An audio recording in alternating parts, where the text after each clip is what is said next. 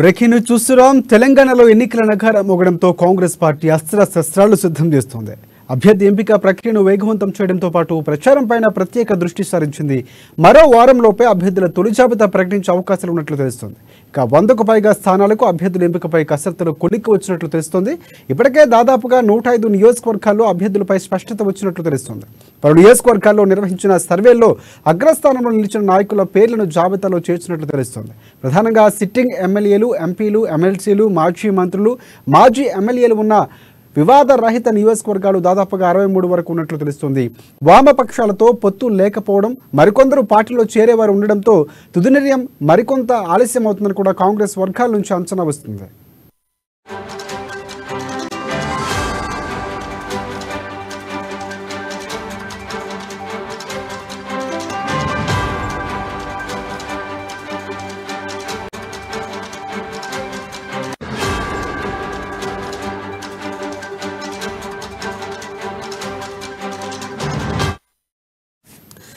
ఇక తిరగబడదాం, తరిమి కొడదామనే నినాదంతో బస్సు యాత్ర ద్వారా జనంలోకి వెళ్లేందుకు ప్రణాళికలు రూపొందిస్తోంది. ఇవాళ సాయంత్రం జరిగే పిఎస్సి సమావేశంలో బస్సు యాత్రతో పాటు పార్టీ అగ్రనేతల పర్యటనలు, ప్రచారాలపై చర్చించున్నారు. షెడ్యూల్ విడుదల కావడంతో అభ్యర్థుల ఎంపిక ఆలస్యమైతే నష్టపోయే ప్రమాదం ఉందని ఆశావాహుల్లో ఆందోళన వ్యక్తమవుతుంది. ఇక ఈ నేపథ్యంలోనే అధిష్టానం ఎంపిక ప్రక్రియను మరింత వేగవంతం చేసి వివాదాలు లేని స్థానాలైనా ప్రకటించాలని కూడా భావిస్తున్నట్లు తెలుస్తోంది. ఇక ఇవాళ జరిగే రాజకీయ వ్యవహారాల కమిటీ సమావేశంలో విధి విధానాలపై చర్చించనున్నారు. యాత్ర ఎక్కడి నుంచి ప్రారంభించాలి, ఎక్కడెక్కడ కార్నర్ సమావేశాలు ఏర్పాటు చేయాలనే అంశంపై సమాలోచనలు జరపనున్నారు. ఈ సమావేశంలో 3 డిక్లరేషన్లు, చేయూత పెన్షన్, 6 గ్యారంటీలు స్పష్టత, విస్తృత ప్రచారం కల్పించాలని భావిస్తుంది. బీసీ డిక్లరేషన్, మహిళా డిక్లరేషన్ కూడా త్వరగా ప్రకటించి వాటిని కూడా జనంలోకి తీసుకువెళ్లాలని యోచిస్తోంది. ఇక ఈ నెల 15న జరిగే బస్సు యాత్రను ప్రియాంక గాంధీ ప్రారంభించి 2 రోజుల పాటు బస్సు యాత్రలో పాల్గొంటారు.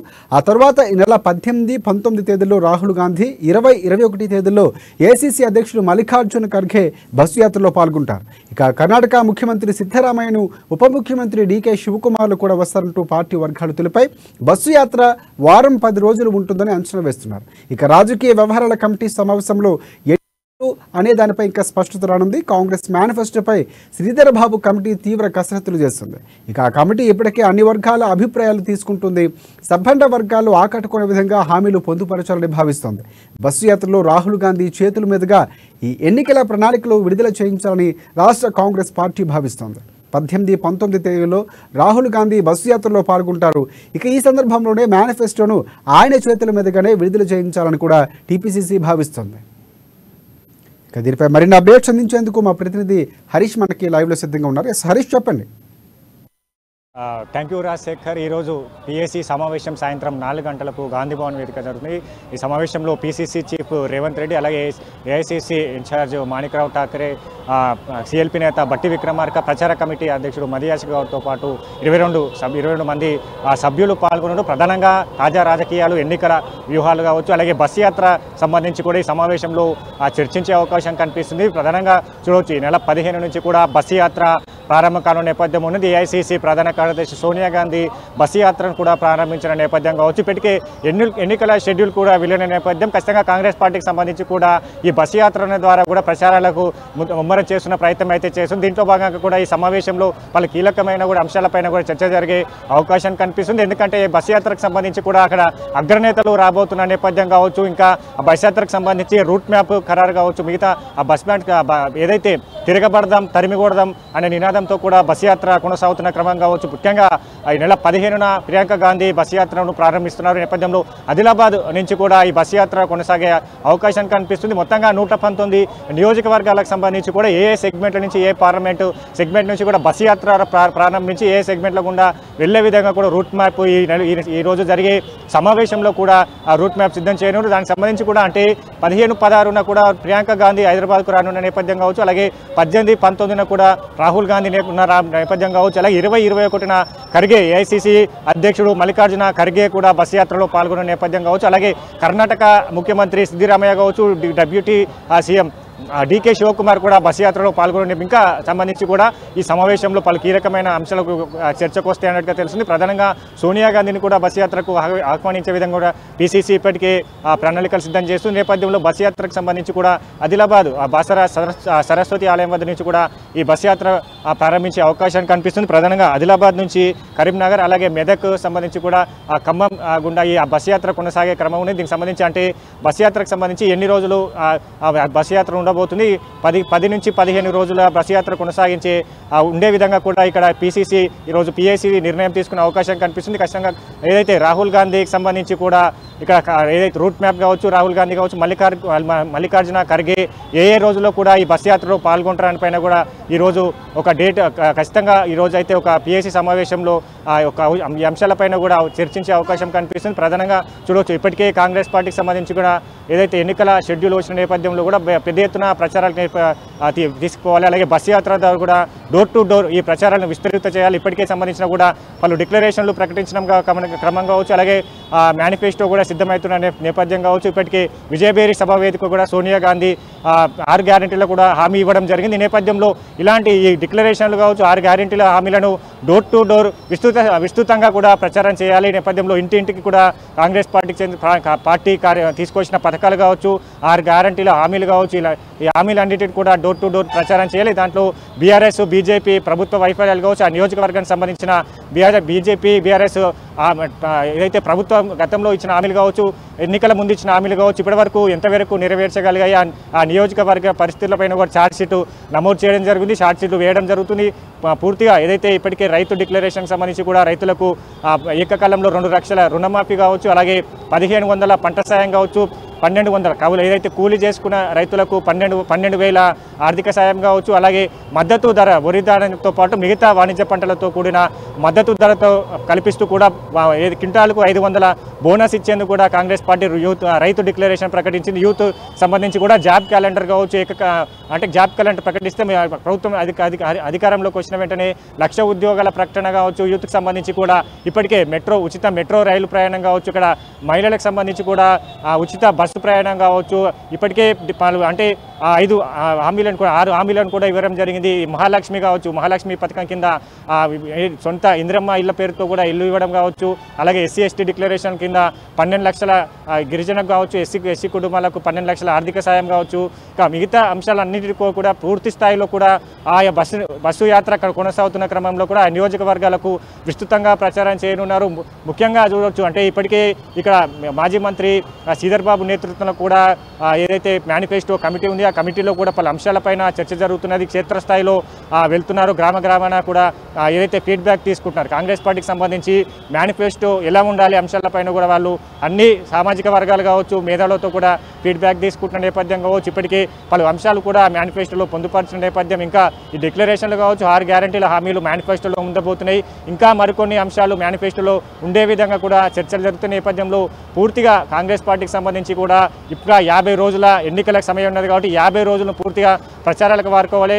ఆ ప్రచార నేపథ్యం కూడా ఖచ్చితంగా అగ్రనేతలు వస్తున్న నేపథ్యం కావచ్చు, అగ్రనేతలతో కూడా ఆయా నియోజకవర్గాలకు సంబంధించి కావచ్చు, 6 గ్యారెంటీల హామీలు కావచ్చు, వీళ్ళతో కూడా విస్తృతంగా ప్రచారం చేసే అవకాశం కనిపిస్తుంది. నేపథ్యంలో ఏదైతే మేనిఫెస్టోకి సంబంధించి కూడా బస్సు యాత్ర కొనసాగుతున్న క్రమంలో కూడా మేనిఫెస్టో రాహుల్ గాంధీతో ప్రకటించే అవకాశం కనిపిస్తుంది. నేపథ్యంలో ప్రియాంక గాంధీ చేత కూడా మరికొన్ని హామీలు కావచ్చు, డిక్లరేషన్ కావచ్చు, ఇంకా మరికొన్ని హామీలు కూడా ప్రకటించే అవకాశం కనిపిస్తుంది. ఖచ్చితంగా ఎన్నికలకు సంబంధించి ఇక 50 రోజుల గడువున్న నేపథ్యం ఇదే బస్సు యాత్రతో పెద్ద ఎత్తున ప్రచారాలకు కాంగ్రెస్ పార్టీ ముమ్మరం చేస్తుంది. ఇప్పటికే చూడవచ్చు అక్కడ సభలు కూడా ఏర్పాటు చేయడం జరిగింది. మొన్న తుక్కుగూడ సభ వేదిక కూడా పలు డిక్లరేషన్లు ఇచ్చిన నేపథ్యం కావచ్చు. ఇంకా బస్సు యాత్రకు సంబంధించిన కొనసాగుతున్న క్రమంలో ఆ నియోజకవర్గాలకు సంబంధించి సాయంత్రం కార్నర్ మీటింగ్లు ఉంటాయి. ఆ కార్నర్ మీటింగ్లో కూడా కాంగ్రెస్ పార్టీ తీసుకొచ్చిన 6 గ్యారెంటీలు, పలు డిక్లరేషన్లు, మేనిఫెస్టోలు, పలు అంశాలపైన కూడా ముఖ్య నేతలంతా కూడా ప్రసంగించే అవకాశం ఉంటుంది. ఇంకా ఏదైతే 6 గ్యారంటీలు హామీలు కాకుండా కూడా ఇక మేనిఫెస్టో సిద్ధమవుతుంది. మేనిఫెస్టోలో అంశాలు కూడా ప్రస్తావించే అవకాశం ఉన్నది. ఖచ్చితంగా Congress party door to door campaign ఈ బస్ యాత్ర ద్వారా నిర్వహించాలనుకుంటుంది. దీన్ని అన్ని నియోజకవర్గాలు కొనసాగించేలా కూడా ప్రణాళిక రచిస్తుంది. నేపథ్యంలో 119 నియోజకవర్గాలు కూడా బస్ యాత్ర ఉండే క్రమం కావచ్చు, ఆ నియోజకవర్గాల స్థితిగతులు కావచ్చు, ఇంకా నియోజకవర్గాల కాంగ్రెస్ పార్టీ ఏదైతే మేనిఫెస్టోలో ఎలాంటి అంశాలు పొందుపరచాలి, ఎలాంటి హామీలు ఇస్తే అక్కడ ప్రజలంతా కూడా కాంగ్రెస్ పార్టీ వైపు చూసేదాన్ని కూడా ప్రణాళిక సిద్ధం చేస్తున్న నేపథ్యంలో 10 నుంచి 15 రోజుల పాటు ఈ బస్ యాత్ర కొనసాగే క్రమం ఉన్న నేపథ్యం. ఇప్పటికే దీనికి సంబంధించి కూడా కసరత్తు జరుగుతున్నట్టుగా తెలుస్తుంది. ఈరోజు సాయంత్రం పిఎస్సి మీటింగ్లో కూడా ఇలాంటి అంశాలపైన చర్చకు వస్తాయి. ఇక అభ్యర్థుల సంబంధించి కూడా ప్రకటన ఈ నెల 14వ తేదీ కూడా మొదటి విడత ప్రకటన ఉండబోతున్న క్రమం కావచ్చు. తర్వాత మళ్ళా రెండో విడత కూడా ప్రకటించే అవకాశం కనిపిస్తుంది.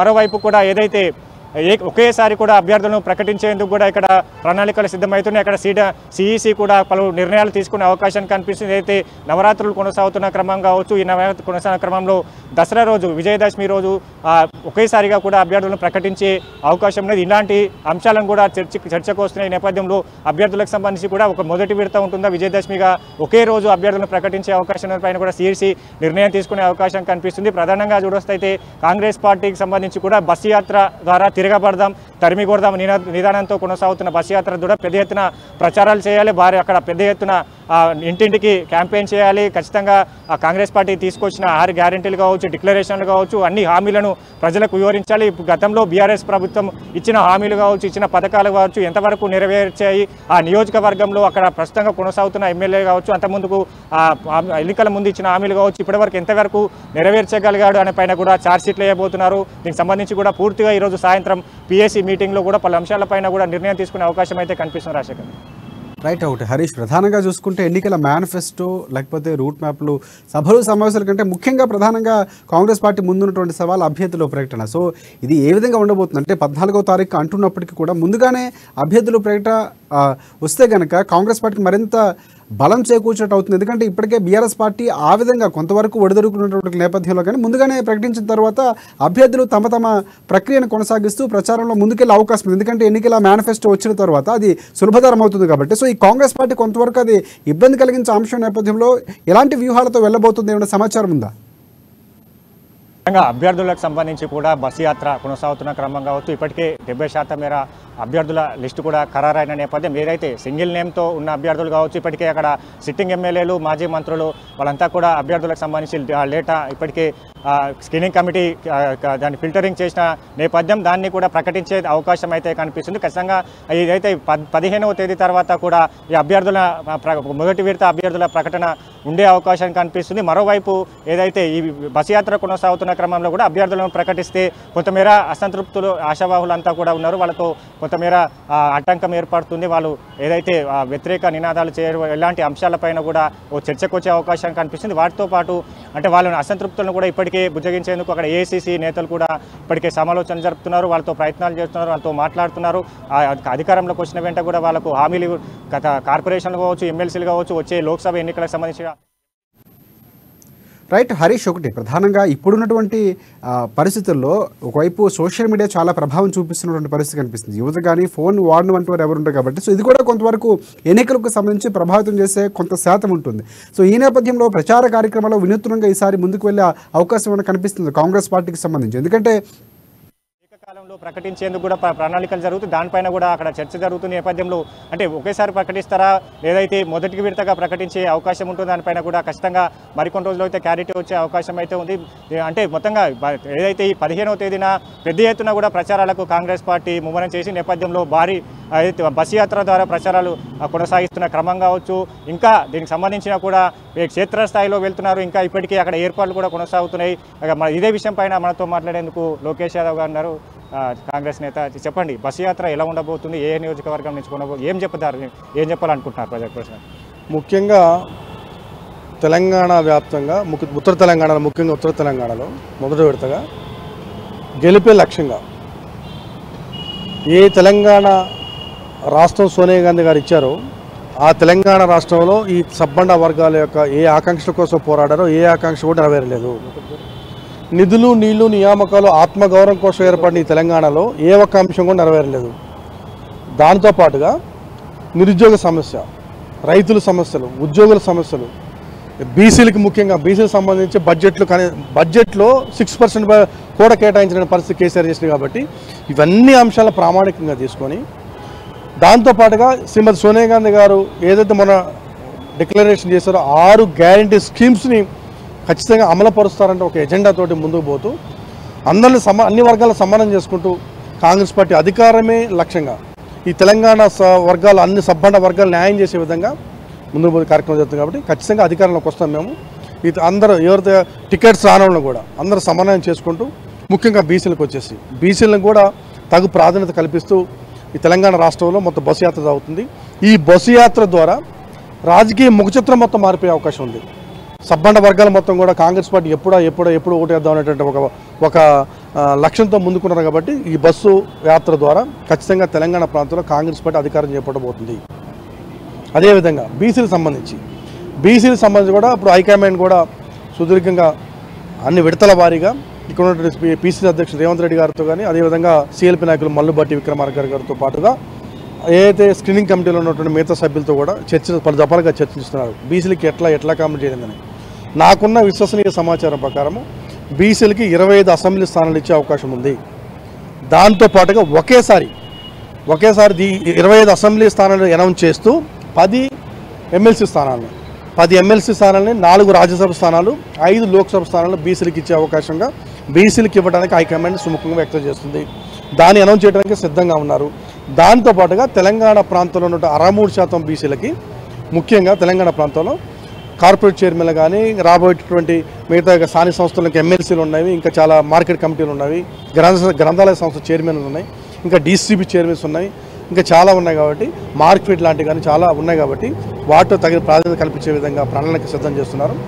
ఖచ్చితంగా ఎవరు అధైర్యపడాల్సిన పని లేదు.